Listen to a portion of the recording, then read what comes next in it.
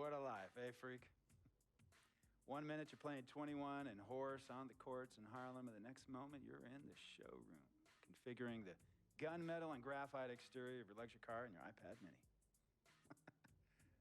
Oh, I bet you get a crazy crowd when you drive that car around the block in the old neighborhood, huh? Yeah, living the dream. Mad pandemonium. But folks from back around the way are real proud of me. Yeah, I hear you. Local kid makes good. You know, it kind of reminds me of when I took my tech stock public and I rang the New York Stock Exchange bell and my mom's friends called her up and said, "Maggie, is that your son on Bloomberg News this morning ringing the bell?" And my mom says, "Yes, sirree, Bob, it was him." That was a great moment, freak. And you know, our lives are like a pearl necklace of great moments, all strung together with the finest silk thread of memories. And we have to be very careful how we cultivate those pearls and we thread that necklace. Does this meeting by any chance have to do with Vic Van Leer? I grew up in the burbs, freak. I wasn't poor, upper middle class, comfortable. My daddy worked as an accountant for one of the largest insurance firms in the country. Smart with his money. Mom didn't have to work. I went to boarding school. And then my dad died of a heart attack when I was a freshman at MIT. I was a movie geek, wanted to be a civil engineer, but I made my fortune by becoming a hybrid of both those interests. My dad didn't want me to be an accountant. Oh, listen to this. My best friend was a guy named Isidore. Yeah, we called him Izzy. He was one of the smartest human beings I have ever met in my life. I mean, Izzy was taking second-year college calculus courses as a high school sophomore, right? Straight-A student, full ride to MIT. Izzy had the world at his fingertips. But he was always looking for trouble, and trouble found him. He ran with the wrong crowd. And when we got to MIT, he got this great job working for a financial consulting firm in Boston. But every weekend, he would fly to Vegas. You see, Izzy had a system for counting cards in Vegas that had the big casinos on the Strip. Oh, it's stymied. He would come back to MIT with suitcases filled with $200,000 in cold cash. What? Yeah. So your man Izzy was getting hit off like that? Like a fat rat in a cheddar cheese factory, freak. Okay, so what happened to this dude Izzy, because he's dope? No, not dope. Dead. After he'd been missing for 3 weeks, the Nevada State Police never found hide nor hair of Isidore. And our friendship took a hit when he asked me to hang out with him in Vegas, and I said I wouldn't do it because I knew he was on a dark and twisted path in his life. And yes, he was my dude. But no way was I gonna throw my life away trying to show my loyalty to a guy who really and truly didn't understand what loyalty was all about. So this meeting is about Vic. Correctamente. Okay, well, sir, Vic isn't Izzy. And why's that, freak? Well, for one thing, you and your dead friend Izzy didn't grow up poor. Me and Vic grew up in a neighborhood where we had to look over our shoulder every 2 seconds to make sure nobody was going to walk up on us and rob us. True. Izzy and I did not grow up in the hood. But we, like you, thankfully grew up in a 2-parent household. But even that wasn't enough for Izzy. He wasn't satisfied. He was always looking for a 5-alarm fire when he already had the warmth and comfort of a loving family. This is not about class warfare, freak. This is about the consequences of making bad choices and risking it all when you feel like you have nothing to lose. Vic is like a brother to me, sir. But you shouldn't be Brother Vic's keeper, freak. Would a brother go looking for trouble and put your career and your livelihood at risk by getting into fights at nightclubs and seedy after-hour joints and then scream to the media, "Yeah, it's all good, I'm an FOF, friendo freak. It's all misunderstanding. Y'all be haters, don't hate my game." I don't think a brother would do that to someone they really cared about, but a guy who looked at you like a meal ticket would. No. See, you don't understand Vic. Really?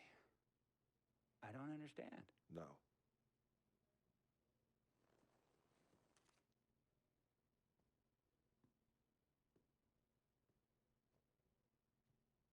Look, Look, man, it was a misunderstanding with the guy in the next VIP booth.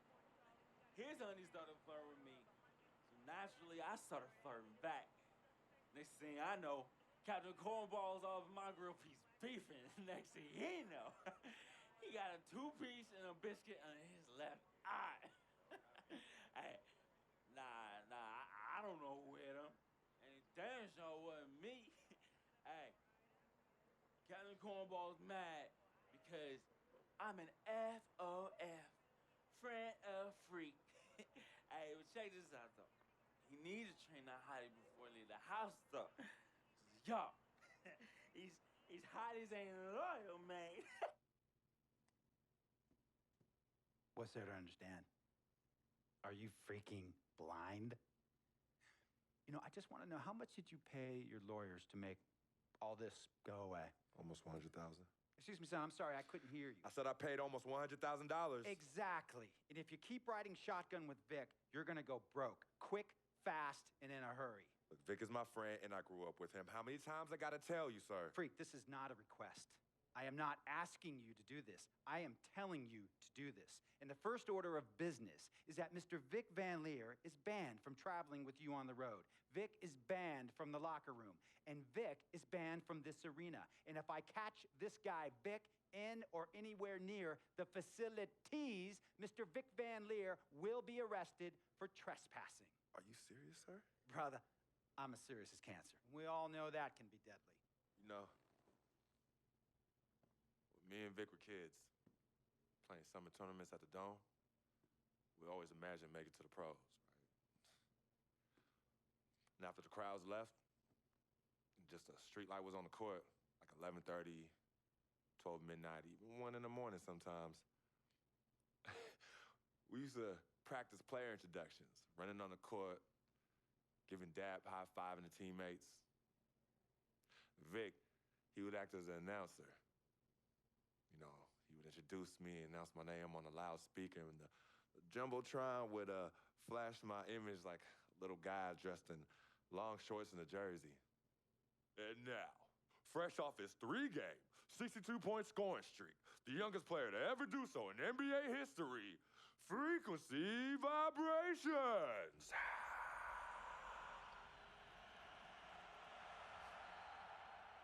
So me and Vic would sit in those empty bleachers at the Dome and dream like nobody's business.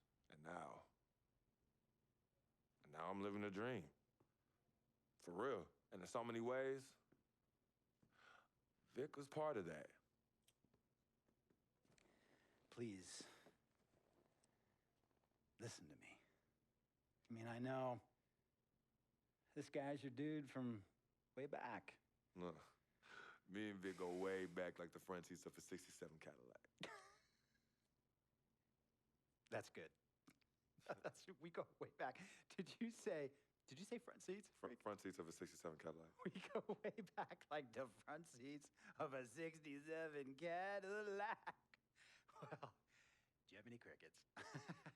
I'm going to be the hit once again at Herbie Allen's Sun Valley Shindig because my fellow billionaires love it when I walk and talk that talk. So that almost sounds... No, let me tell you exactly what it sounds like. I respect, admire, and most importantly, love you as a human being and a role model. But I pay you a lot. And I mean, I pay you a lot of money to play for my team. And I am in this game to win it. And you can't win it with an albatross around your neck like Vic. So Vic is done. History.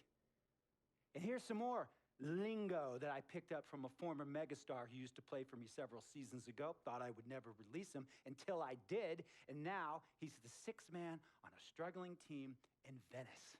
And yeah, I'm talking Venice with the canals and the gondolas and Harry's bar, not the street ballers next to the fortune tellers on the beach in Cali. This guy used to tell me when he thought there was a player destroying our team, don't be a hero, cut that zero. And that is what I am telling you about Vic, freak. Don't be a hero, cut that zero. The only thing Vic brings into your life is headache and unwanted and unnecessary negative attention, and it will begin to affect your mindset.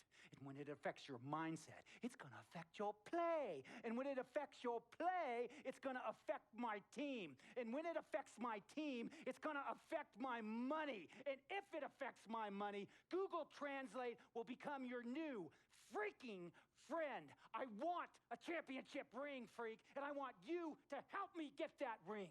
And banners after banners hanging from the rafters in this arena. So, freak, hear me clearly and hear me good. VGG, Vic, gotta go.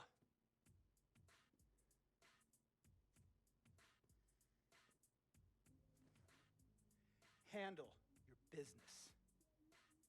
And remember, that contract you signed contains a morality clause, a very important clause that revolves around your conduct on and off the court, and how it can negatively impact my team.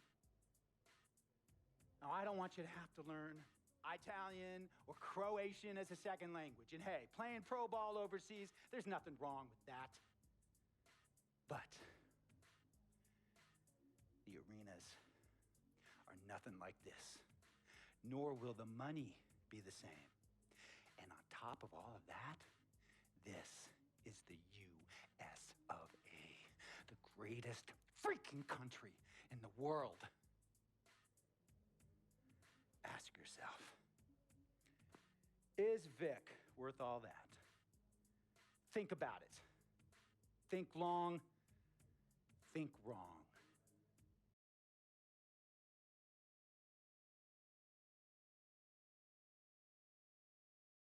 Tell you about Vic. He has his bad rap. It's not, and I understand some of his judgments might shadow his actual character. He's not that at all. Man, Vic, let me tell you something. We actually, we have love for each other. We're brothers. Blood couldn't make us any closer at all. I mean, he has so much loyalty to me and to my family. You can see even Cece, has issues with him, but he still loves her. He still loves her.